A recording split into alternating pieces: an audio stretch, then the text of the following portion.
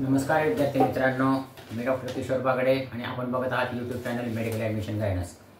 या यूट्यूब चॅनलद्वारे आतापर्यंत आपण मेडिकल ॲडमिशनला लागणाऱ्या डॉक्युमेंटची माहिती घेत आहोत। या अगोदर आपण ॲडमिट कार्डची व्यवस्थित माहिती घेतली, OMR शीटची व्यवस्थित माहिती घेतली, त्याचप्रमाणे EWS सर्टिफिकेट सेंट्रल आणि स्टेट ह्याची पण चांगली व्यवस्थित माहिती घेतली। मेडिकल सर्टिफिकेट ह्या ॲडमिशन प्रोसेसला कुठला फॉर्मॅट लागतो त्याची पण विशेष चांगली माहिती घेतली।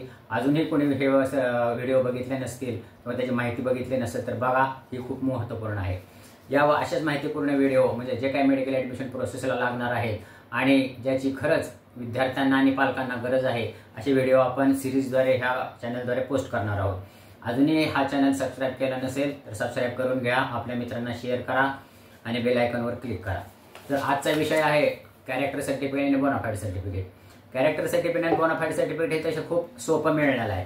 बऱ्याच जणांकडे असतं पण बऱ्याच जणांकडे नसतं पण, असे मला अनुभव आलेले आहेत। साधारणपणे आपण ॲडमिशन प्रोसेससाठी जातो आणि अक्षरशः आपल्याला ॲडमिशन प्रोसेस जायचं असतं, त्यांच्या चेकलिस्टमध्ये येतं की बोनाफाईड सर्टिफिकेट आणि कॅरेक्टर सर्टिफिकेट। मग पळापळ चालू होती, कुठे मिळतं काय मिळतं।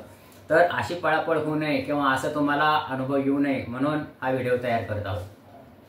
तर बोनाफाईड आणि कॅरेक्टर सर्टिफिकेट हे कुठे मिळतं तर आपण जिथून 12वीची थेरी एक्झाम पास झालेलो आहे तिथे मिळतं।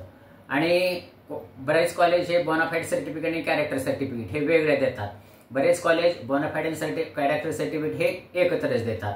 काही कॉलेज त्या सर्टिफिकेटवर फोटो लावतात, असे माझ्याकडं हे आहेत, दाखले आहेत प्रत्येकांचे। तर सर्वांनी बोनाफाईड आणि कॅरेक्टर सर्टिफिकेट लवकरात लवकर काढून घ्यावे।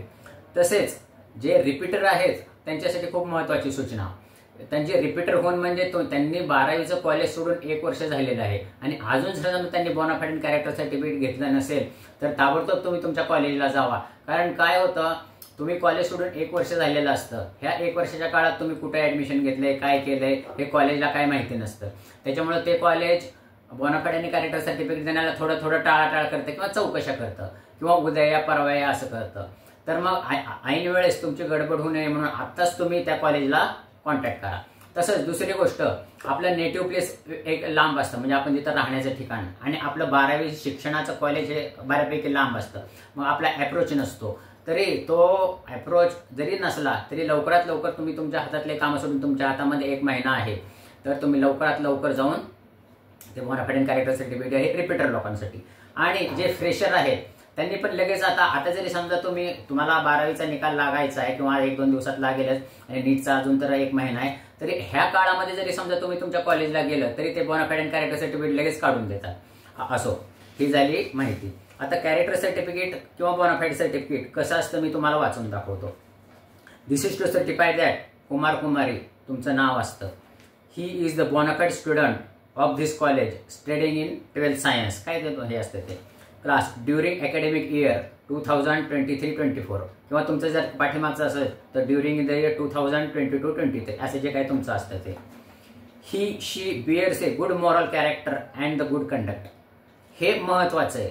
म्हणजे तुमचं कंडक्ट आणि बिहेवियर हे कॉलेजमध्ये चांगलं होतं हे कॉलेज तुम्हाला सांगतं।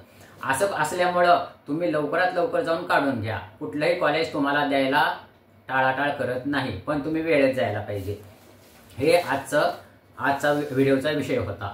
ह्या आणि अशाच माहितीपूर्ण व्हिडिओसाठी ह्या चॅनलला सबस्क्राईब करा, शेअर करा आणि बेल आयकॉनवर क्लिक करा।